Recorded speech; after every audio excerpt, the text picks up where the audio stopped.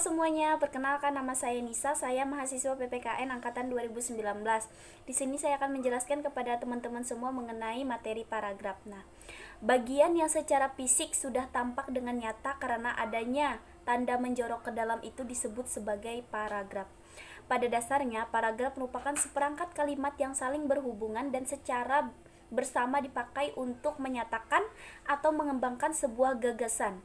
Paragraf merupakan atau mempunyai ide pokok atau bisa disebut sebagai gagasan utama yang dikemas dalam kalimat topik. Kalimat topik merupakan sekumpulan kalimat dalam suatu paragraf.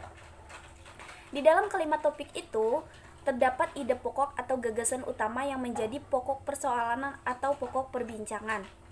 Kalimat topik sendiri berfungsi memberitahukan kepada pembaca mengenai apa sih yang diperbincangkan dalam paragraf tersebut. Nah, di dalam paragraf, gagasan utama biasanya terletak pada bagian awal, bagian akhir, bagian awal-akhir, di tengah-tengah, dan menyebar ke seluruh bagian paragraf. Paragraf yang efektif memiliki ciri-ciri. Yang pertama, satu gagasan utama yang dijelaskan dengan beberapa pikiran penjelas. Yang kedua, pikiran penjelasnya itu mendukung gagasan utama tersebut. Yang ketiga, gagasan utama dan penjelas dikemas dengan lugas dan efektif. Dan yang keempat, ada keterkaitan antar kalimat. Nah, paragraf yang baik meliputi yang pertama adalah kesatuan paragraf, yang artinya hanya mengandung satu gagasan utama dan mengarah pada satu pokok pembicaraan. Yang kedua, ada kepaduan paragraf. Di dalamnya itu ada keserasian hubungan antar kalimat dalam paragraf. Yang ketiga, kelengkapan dan ketuntasan sebuah paragraf. Biasanya gagasan utama harus dikembangkan sesuai dengan informasi yang diperlukan dan dituntut oleh gagasan utama tersebut.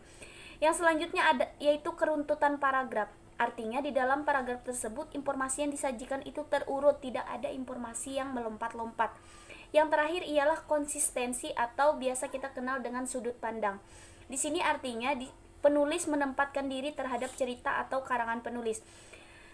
Artinya sudut pandang itu bagaimana sih penulis itu menempatkan dirinya di dalam suatu kalimat atau paragraf.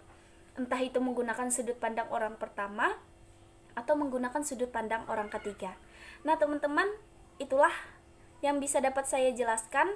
Semoga bermanfaat. Saya akhiri. Wassalamualaikum warahmatullahi wabarakatuh.